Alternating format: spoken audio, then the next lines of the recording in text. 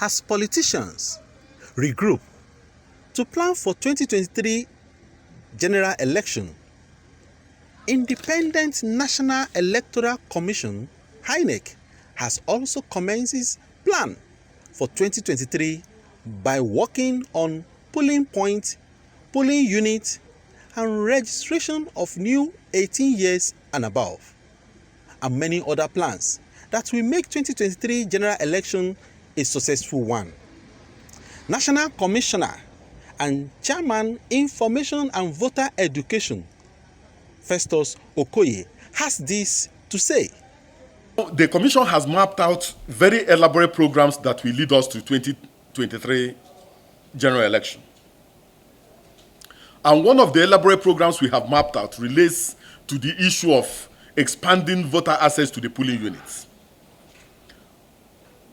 The chairman of the commission has pointed out that the last polling units in Nigeria were created in 1996.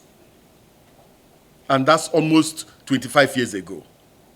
And those polling units were created with a registered voter population of 50 million. As of today, we have a registered voter population of 84 million, and no new polling unit has been created in the country. And this has led to overcrowding at the level of the polling units. It has also led to violence at the level of the polling units. It has led to poor voter turnout at the polling units, and also led to poor electoral services at the polling units. That is why sometimes you have a polling unit with a registered voter population of 15,000. And on election day, no election takes place in some of those places. And that is why this commission went into the 2019 general election with over 57,000 voting points attached to the mother polling units. So, we want to convert those voting points into full-fledged polling units, and then to take those polling units to underserved and unserved areas. And that's what has been occupying our attention for quite a while. We have consulted a broad spectrum of the Nigerian people. We've consulted with political parties. They have endorsed the idea. We have consulted with the media. The media has endorsed the idea. We have consulted with civil society groups and organizations. They have endorsed it. We have consulted with professional groups and labor unions. They have endorsed it. We have consulted with some sociocultural groups and organizations, and they have endorsed it. We have also consulted with the National Economic Council under the leadership of the Vice President of the Federal Republic of Nigeria and made up of the various state governors. They have endorsed it. And we have also made the presentation to the Federal Executive Council that has also endorsed what we intend to do. So we are almost concluding with the consultations. So the moment we are done with the consultations in the next week or so, we will now move to implementation. And this implementation will take place at the level of the local governments and also at the level of the states. Because that is where this conversion will take place. The conversion will not take place here. It will take place at the local governments and at the state level. So at the local governments and at the state level, we will also consult with the key stakeholders in those areas in relation to how many of the voting points that will now become polling units will be moved and where they will be moved to. So we are using our GIS laboratory to produce the map of all the local governments in Nigeria. And we're also using our GIS laboratory to produce the maps based on where the polling units are located and where the voting points are located and where we have underserved and unserved areas and where we have either schools or other public facilities where we can locate some of these voting points that will be converted into the polling units. But as we have pointed out, we are not going to move voting points or new polling units between two local governments. All the voting points that are existing that will be converted into polling units will remain in that particular local government. So in the next few weeks, we are going to move towards implementation. And the moment we are done with the implementation in relation to this expansion, Then we will start with the continuous voters registration exercise that we are going to use a new enrollment device to start. And we are confident that young men and women who have attained the age of 18 will have an opportunity of getting their names on the voters' roll. Not only will they have an opportunity of getting their names on the voters' roll, they will also have an opportunity of new polling units that are closer to them. So that some of them will not have to travel 10 kilometers on election day and at a period when there is restriction of movement to go and vote. Some of the overcrowded polling units will also be decongested so that people and Nigerians of a voting age who are registered and who do not have suffer any impediment will go to the polling units and have a pleasant voting experience rather than going for war on election day. So that is the next thing we are going to do. Going to the various local governments and the various states and implementing this particular program.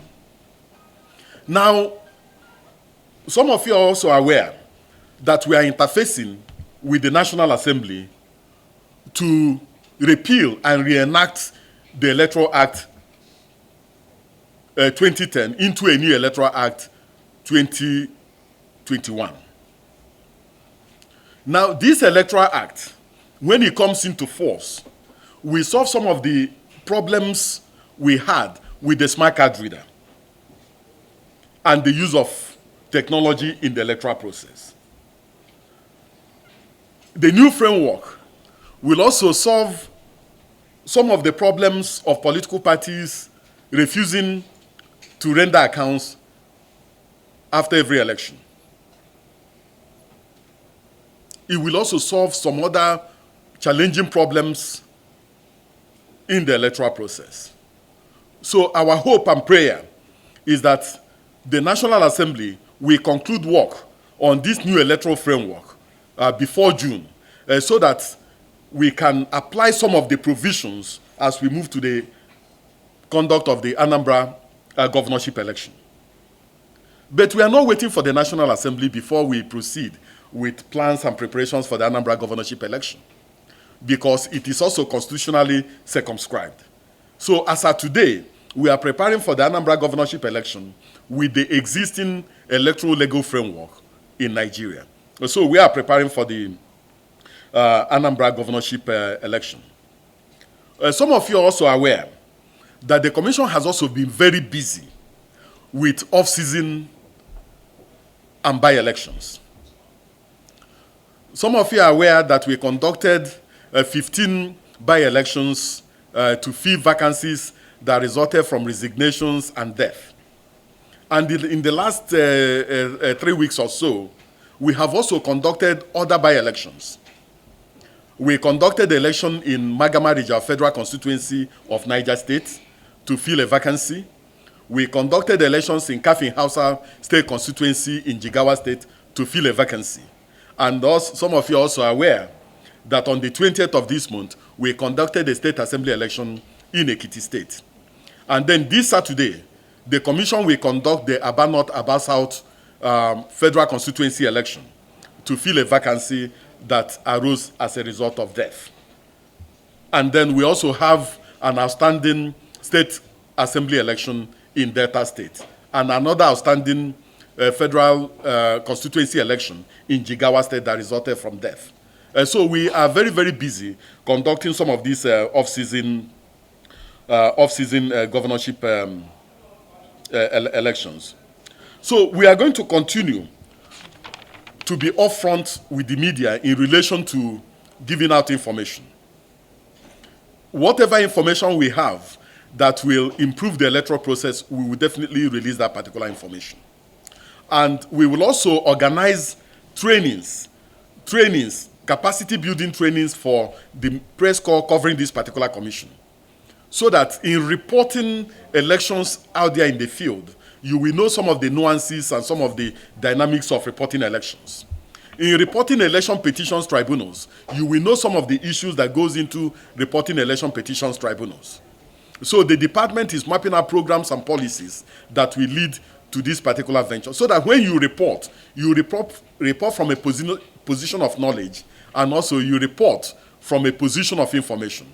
So we are making efforts to make sure that we work in tandem with the INEC press corps in terms of reportage of elections. So the journey is going to be very rough. The journey is going to be very, very challenging. Because before we get to the 2023 election, we are going to have this Anambra governorship election.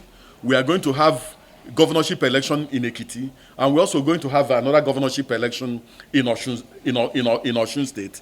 And then thereafter, after the 2023 elections, we also have some other off-season governorship elections. So I'll appeal to you. And then in 2022, we are going to have the area council elections in the Federal Capital Territory.